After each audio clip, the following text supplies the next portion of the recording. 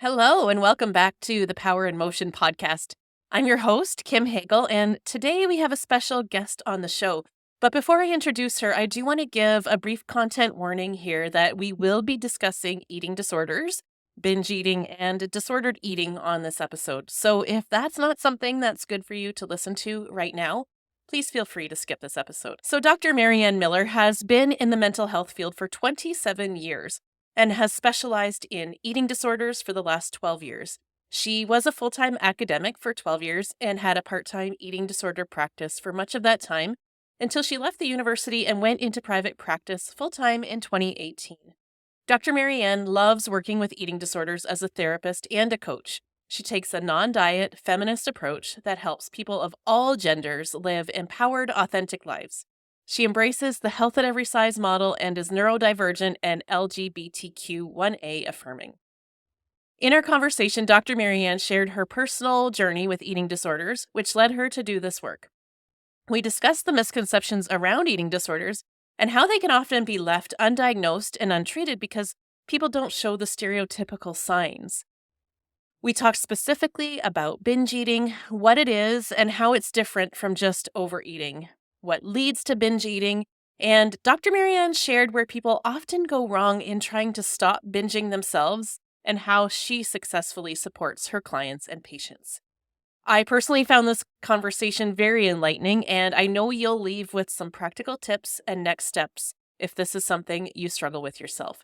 Dr. Marianne's links, including her podcast, Dr. Marianne Land, are all in the show notes and on my website at www.radiantvitality.ca/podcast. So let's jump into the interview with Dr. Marianne Miller. Dr. Marianne, welcome to the Power in Motion podcast. I am so excited to have you join us here today on the show and to speak with you about your work with eating disorders and binge eating disorder in particular. Thanks so much for taking the time to come and speak with us today. Well, I'm really happy to be here. It's an honor. Oh, thank you. Well, why don't you get us started first by telling us a little bit about yourself and how you came to be doing this work of treating eating disorders? Oh, that's a great story. There are two components to the story. So there's the professional explanation, and then there's the personal explanation. So I'll start with the professional explanation. So I got my PhD and I injured my back, and I was looking for an academic position in the early 2000s, and I had a private practice in Texas, which is where I got my PhD. And I was working with a lot of chronic pain clients, and I had chronic pain myself because of the injury. And so when I moved to San Diego, California in 2006, I began a part-time private practice as I was a full-time academic. And so the part-time private practice really focused on people with chronic pain. And so I did that for several years. I ran a chronic pain support group for 3 years.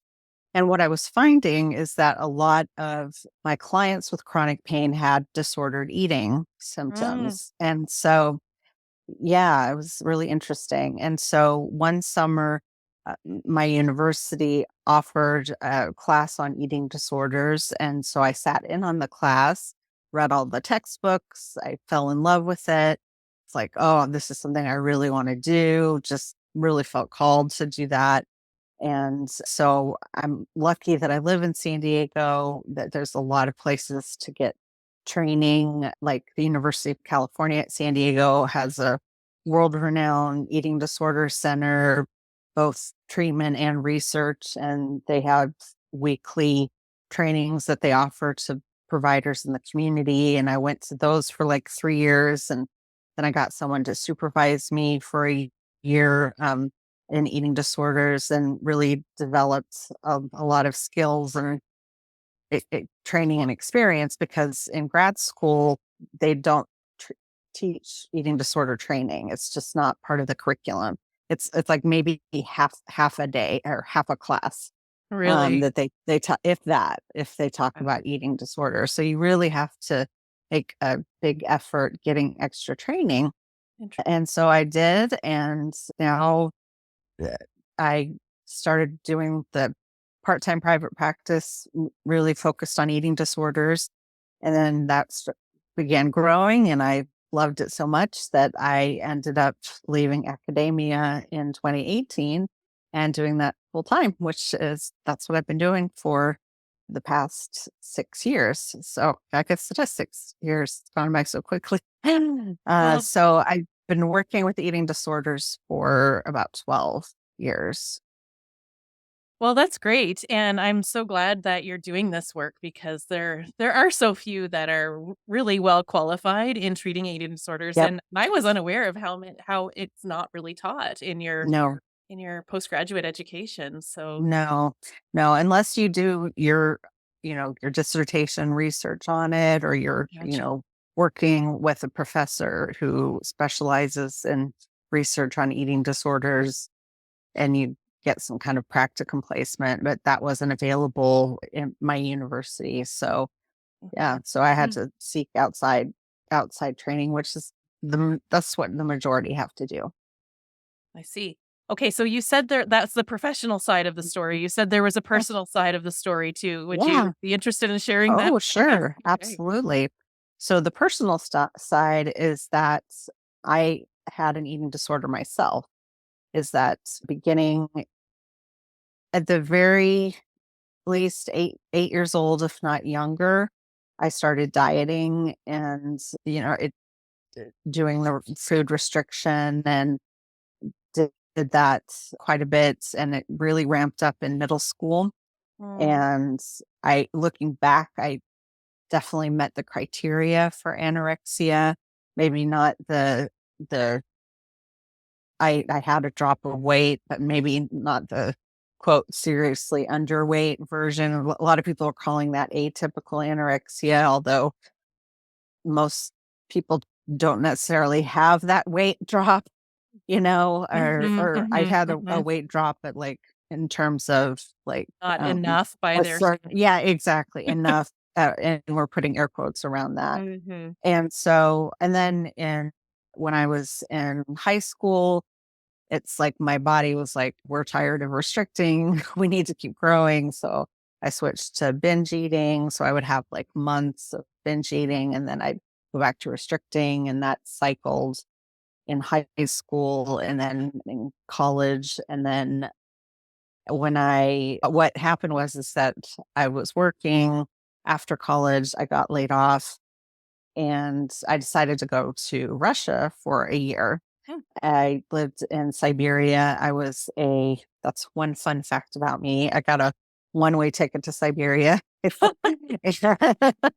And so I lived there for a year. But prior to going, I was so like anxious and feeling very overwhelmed that I started over exercising, and Mm, that became part of my eating disorder. And that actually continued while I was in Russia and through graduate school until it was like a month after I got my PhD. I was snowboarding and injured my back, and it was because of over exercise. It was just I like ran a race the night before. It was like New Year's Eve, and then mm, on New Year's Day I went snowboarding. It was just insane because I was trying to compensate for what I was eating. And so I injured my back, and so it switched more to the full on binge eating disorder because I couldn't really exercise. right. And then eventually I tried different therapists, couldn't find an eating disorder specialist who was really trained. And then finally, when I moved to San Diego, I found one and worked with her, and she totally knew what she was doing, and joined a support group, and I was able to recover. And so I know what it's like to be in the thick of an eating disorder and struggling not to binge. And like, I can't even remember the last time I binge. I mean, it's been years and years. And just the feeling of freedom, not only from binging, but freedom from obsessing about food, Mhm. eating, and body image. 80, 90, 95% of the time, to Mhm. where I'm thinking about it like less than 10% or even sometimes less than 5% of the time.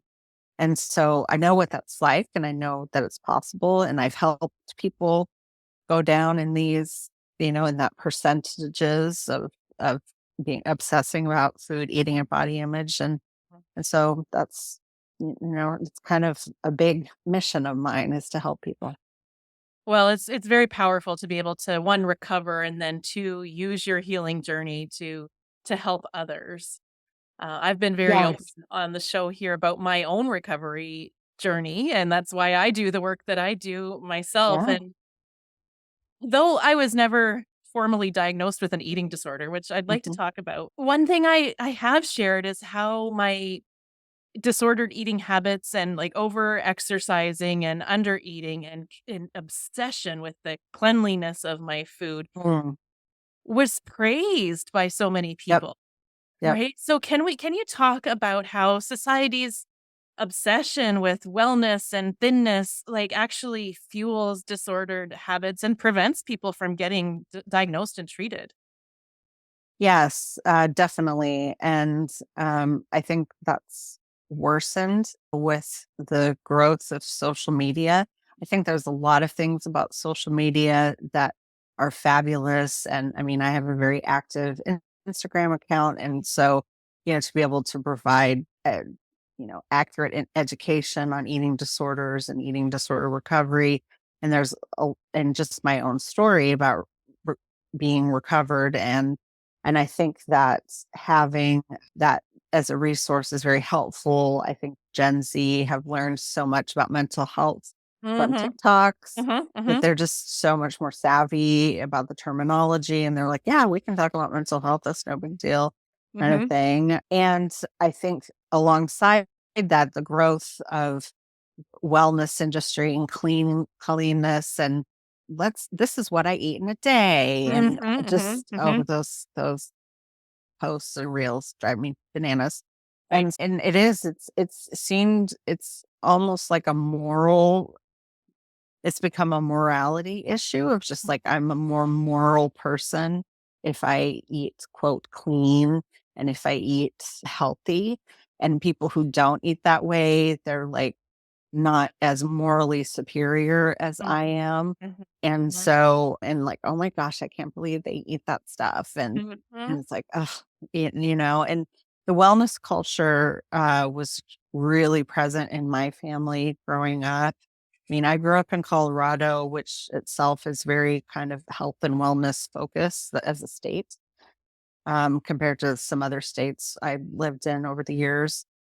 Southern California, I mean, come on. We're like, Yeah, it's I mean, I've watched Selling insane Sunset and that, Vanderpump Rules and it's all of those things. insane. It's like green juice is bleeding through people's veins. And I think that it's a very unfortunate thing and that it's also very profitable. So the For sure. you know, $1 billion, and that's just in the US health and wellness industry.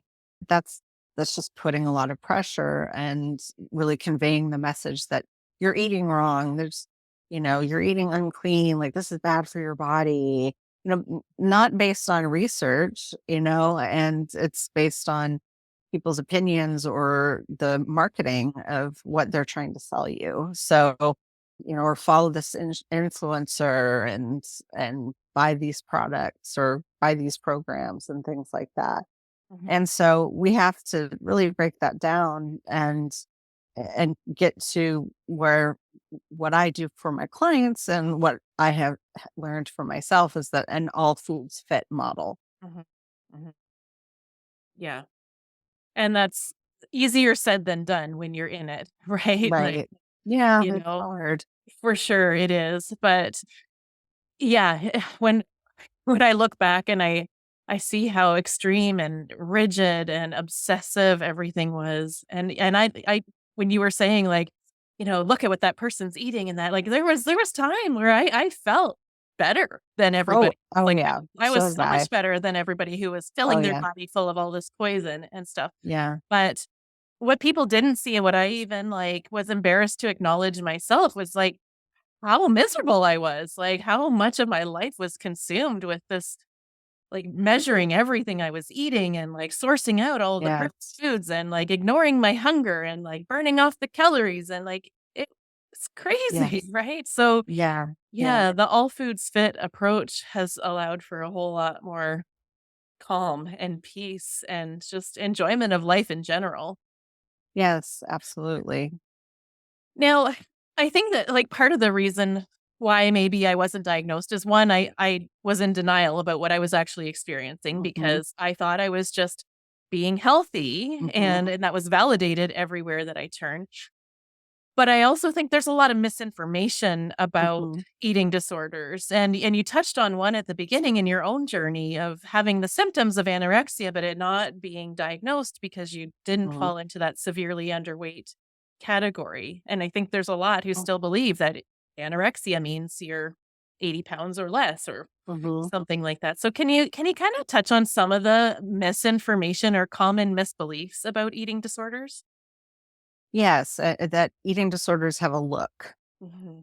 and that's the people who are seriously underweight. And I don't even like the word underweight because that assumes that there is a perfect weight, but Mhm, mhm. seriously, at lower weights than what is socially acceptable, and that they're having health complications because of the lower weight. Like they Mhm. have very low heart rates, like their hair is falling out, their, skin is very thin, and a lot of other things. Sometimes they get fine hair on their body that's trying to provide them warmth, the stopping of the periods for girls and women.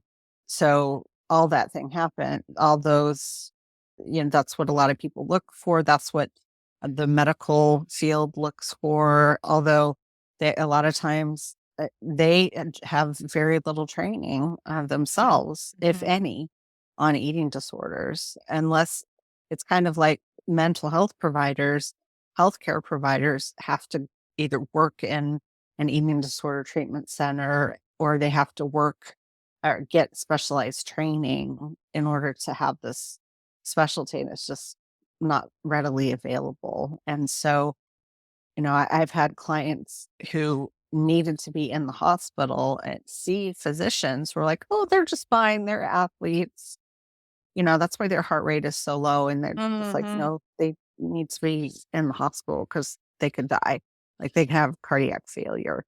And Wow. so, yeah, so it's actually, there's just so many health risks and that people just don't look at. And I think for me, thinking back to my middle school years, I mean, it was in the 80s and we knew even less than we do now. It was like barely anything. Mhm. And that people, I just got praised for my weight loss. I was just eating very little is what I saw people in my family do. And so I just assumed that that was okay. And that's what you had to do to have very low weight, like all the diets I had been on, Mm. the popular diets. Like it's funny, my husband likes 80s television shows. And so he was Yes. watching one and they were just talking so much about weight loss and crazy diets and stuff. And I mean, you hear it now, but back then there was just the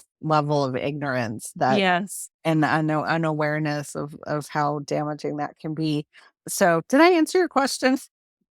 Yeah, yeah, Okay, yeah, cool. talking about yes, you definitely did, talking about the misconceptions about eating disorders, Yes, and I think, yeah, quite simply that there's the belief that they have a look or that, right. that we have to be deathly ill Yes, before we're diagnosed, and yeah, right. and that Exactly. they can exist, like, Mhm. invisibly, right? Yes, Invisibly. yeah, and all types of bodies. Mm, I think someone told me I was interviewing someone from my podcast yesterday, and they told me that really only 6% of eating disorders has that, like, classic eating disorder look. Like, that's a really low percentage. mhm, And so and it doesn't surprise me, like, based on my clientele over the last 12 years, like, for most of them on the outside, you probably wouldn't be able to guess that they had an eating disorder.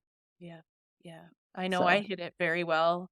oh And yeah. even I mean, I even did visit the doctor's office with some health problems. I missed my period for 9 months. I wasn't pregnant, Yep. Yep. and my heart rate was low, but I was athletic and I was working out all of the Yep. time. Wasn't I know. diagnosed, I and know. I It's look really back and sad. yeah, it's pretty scary. And you talked about your dieting history starting in middle school, and I think that's not uncommon for a lot No, of I girls and actually started in elementary school. yeah. Yeah, Mhm. and peaked kind of or like Peaked, rose right, exactly, at peaked that in middle age. school. Yeah, And yeah. there's a statistic around like dieting and developing eating disorders. Do you know that what that is off the top of your head?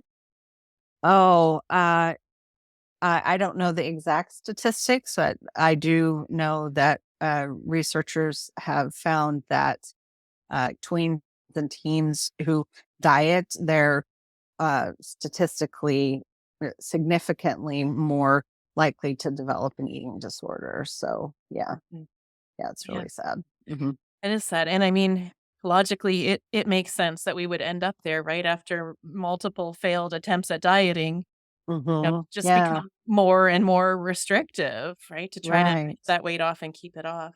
And blaming yourself when the diets don't work or they don't stick, that Hmm. kind of thing, because they're impossible to attain or maintain over a long period of time. Yeah. Yeah. Okay, so let's talk specifically about binge eating because I know that most of your Mhm, programming centers around binge mhm, eating. mhm. Can you can you first define exactly what binge eating is and how it maybe is different from what we often label as binge eating, where we're eating past fullness or just simply eating a lot because we're really hungry? Like, how do you classify binge eating? A binge eating episode is eating a large amount of food, uh, relatively large amount of food for the person over a short amount of time.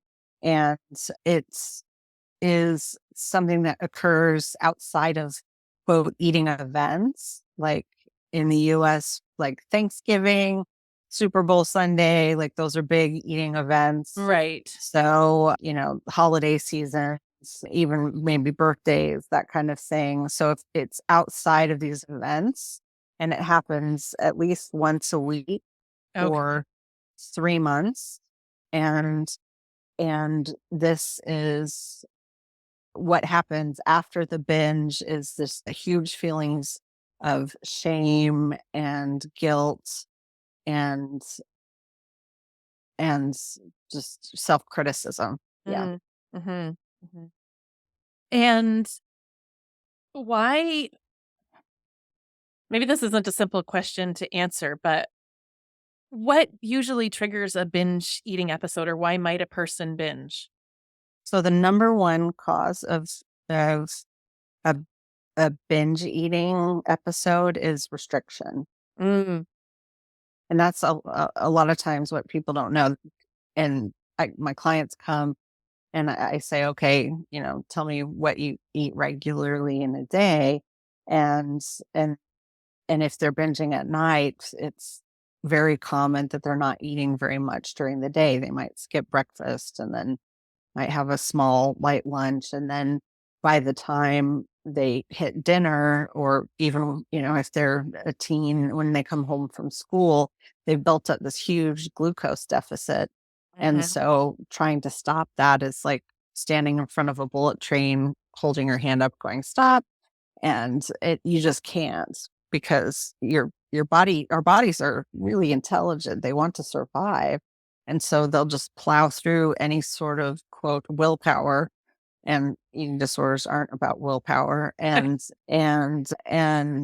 get you the food. And it's usually very high calorie, you know, high mhm, calorically dense food that's high fat, carbs, protein, that kind of thing, because your body wants to get the most bang for its buck.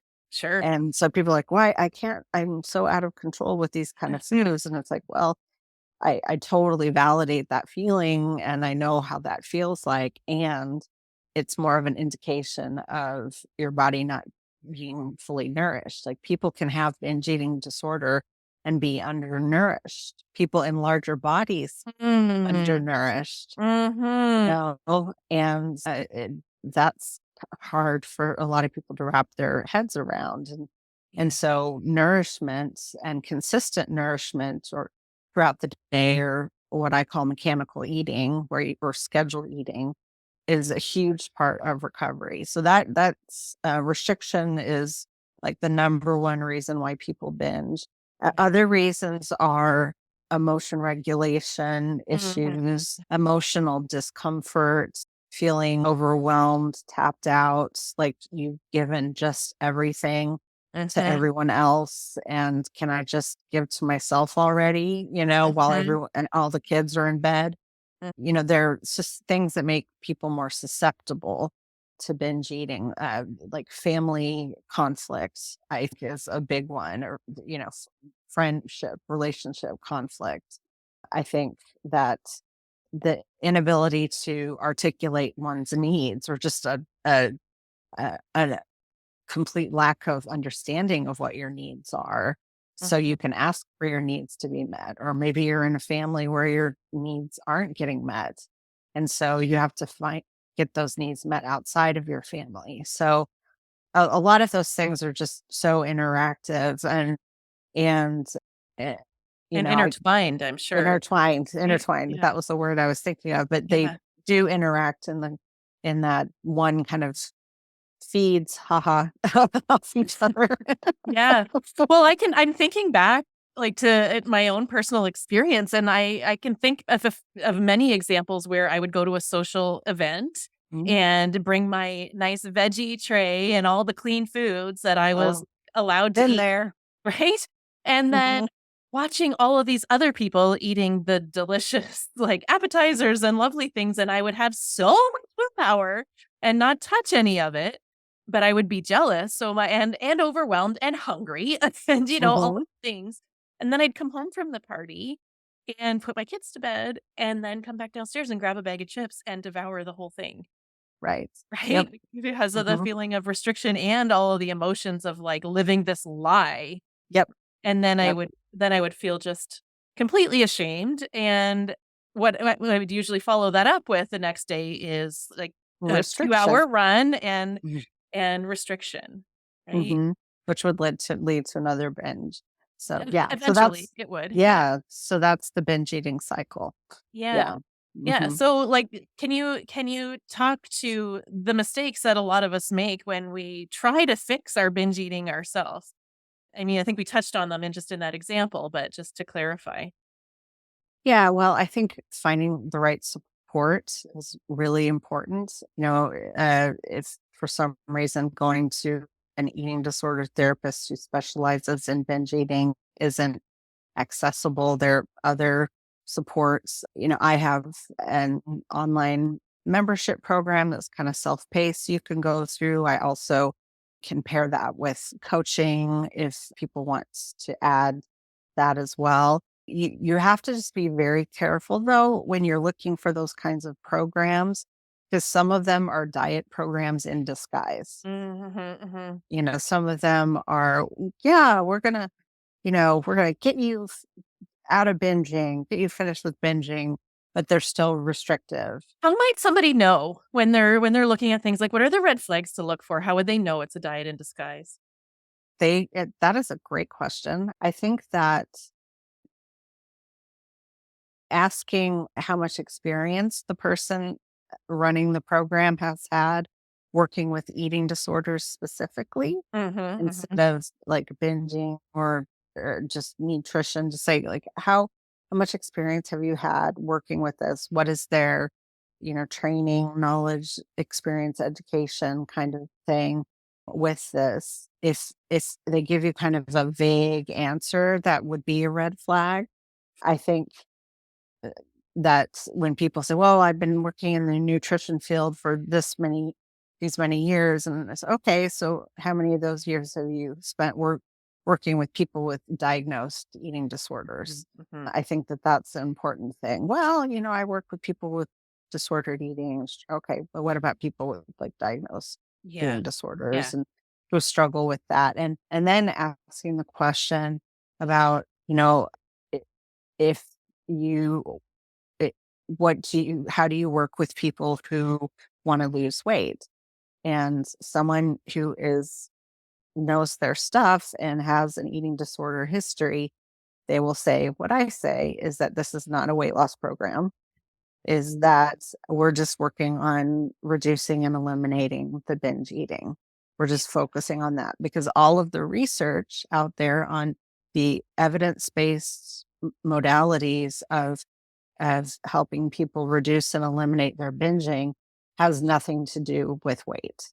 And so if they're doing work that's based on research, weight can't even be part of the conversation. And that's the big pill to swallow for some people because some people say, well, I want to stop binging and I want to lose weight. It's like, okay, uh, we're not even talking about losing weight because Yeah. we're just talking about And reducing and and so to eliminating. just clarify for us why it is harmful to focus on weight loss when you're trying to stop binging. Because that means you're adding restriction, Exactly. Yeah. and restriction leads to more binging. Right. And you got to stop restricting in order to stop binging. That's the Mhm. bottom line. Mhm. Yeah. So there's no way to control weight when you're trying to stop that behavior. Yeah, and I mean, and really not only uh, not focus on your weight, but really focus on getting to the place at which you can trust your body again. Mhm. Mhm. Because restriction means you're looking for external rules of for what your body should look like when there's so much like genetic biological things that contribute to what our body's going to be. 100%. That's, those external rules are very reductionistic and Yeah. just really boil down to like one simple answer for the masses, which Mhm. is just completely ridiculous. It really You is. know? Yeah. Yeah, Yeah. completely ridiculous. Yeah. And I mean, I think of like my family history. Like I don't come from like a bunch of aristocratic people. I come from like the serving class of in in the UK, and they were the hard worker. The people were built for hard work. And Yeah. so Yeah. I'm not going to be a person who is gonna be, someone who looks like a ballet dancer, Yeah. right? Yeah. Because Yeah. that's just not in my genetic makeup. No. No, and I think we need to spend more time, like, educating ourselves about that we're not all meant to look the same, right? Like, bodies Right, come in all shapes and sizes, and that's normal. That's how it should be. right, and so much of it is based on racism is, Mhm. I think every podcast now I bring up Dr. Sabrina String's Mhm. Mhm. novel, or not novel, but very informative book, Fearing the Black Body, Yeah. and about how, the aristocrats as early as the 1600s, Yep. old, larger bodied white men said, we want our women, our aristocratic white women to look different than black women because they were the slaves Mhm. at the time. And so we're going to say that this is what the white women should look like, very slender, not eating very much.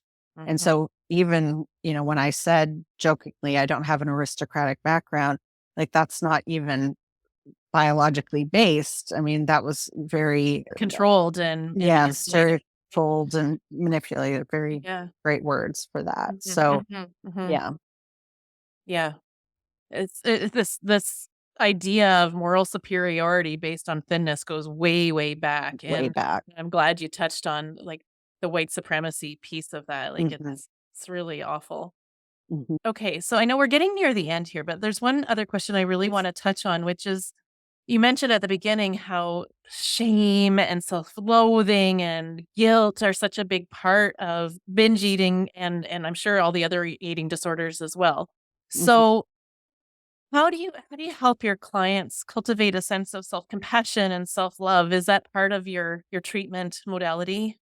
Yeah, yeah, I think I use a lot of cognitive behavioral therapy, dialectical behavior therapy, and family systems therapy, Mm, and for the cognitive behavioral and dialectical behavior therapy, there are components of compassion based. There's compassion based CBT, and then dialectical behavior therapy or DBT is based in mindfulness, which is moment to moment non judgmental acceptance. There's a Mm, whole lot of self compassion built in that. And yeah. so, really, sometimes teaching the skills t- and teaching people how to kind of fake it till you make it, like act as if you're Mhm. compassionate toward yourself, even if Mhm. they're not feeling it. And eventually they will the feelings will follow if they instigate the behaviors 1st. Mhm. That's a good point to make, that we can just Hmm. practice meeting ourselves with compassion, even if we're not Yeah. 100% convinced that we're worthy of Yeah. it, right? Fake it. Yeah. And or maybe it's like, how would you speak to your best friend or your child Yes. if they did this, Yes. right? Yeah. Yeah. Right. And sometimes I have clients like think of that inner child part of them. I mean, I don't do a ton of inner child work, but think of like, when was the first time you started feeling badly about your body? Like for me, it would be 8 years old, and if not younger. And so for me, it would be okay. I want you to think about that 8-year-old Marianne, and what does she need right now? She needs a lot of love, a lot of acceptance, a lot of message that you're okay and you are a beautiful person, you have a beautiful soul, and really leaning into that healing by healing the relationship with that like broken wounded part of yourself. Yeah. Yeah. I think that's so powerful, right? Because Hmm. our body remembers, Hmm. how we felt at that young age, even if we don't specifically, right? But going back and Hmm. Yep. reparenting or just like speaking to that younger version of yourself that learned to believe something about themselves that maybe wasn't true, Right. giving that piece some nurturing and some compassion. I've done that kind of work myself, and it's been very powerful. And yes, it's interesting, I never had a therapist do that work with me, but I've done it with myself. And it's been really, really powerful, and I still do it for every now and then over the Yeah. years if I feel like I need some of that. I'm like, "Oh, Yeah. come to me, little 8-year-old Marianne. Yeah. I'll give you Yeah. a big hug." Exactly. Yeah. Exactly. I love that. Mhm. Is there anything else that is pressing on your heart that you would like to share with our audience today? Yeah, I really like to convey that if you struggle with binge eating, it's not your fault. Mm, There's a lot of evidence that all eating disorders, including binge eating disorder, are biologically based. That if you have binge eating disorder, that there are areas of your brain that are not working as efficiently and as effectively compared to people without binge eating disorder. And so recovery is possible because of neuroplasticity, which means that we can change the neural pathways in our brain. mm, And so the fastest way to do that is to get help from someone who knows what they're doing and has, a lot of training and experience to help you change those pathways and literally create a new brain for yourself. Like I have a completely new brain from when yeah. I did and when I was in the thick of my eating disorder.